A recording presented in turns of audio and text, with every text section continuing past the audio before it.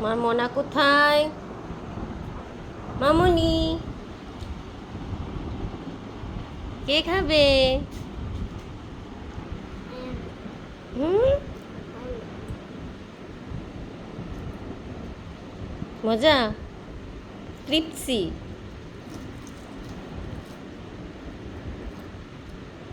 হুম, দারুণ দারুণ। মনার পছন্দের পাকোড়া। কিসের পাকোড়া তোমরা জানো? এটা থানকুনি পাতার পাকোড়া। বড়া ওই বড়া আর পাকোড়া একই হলো।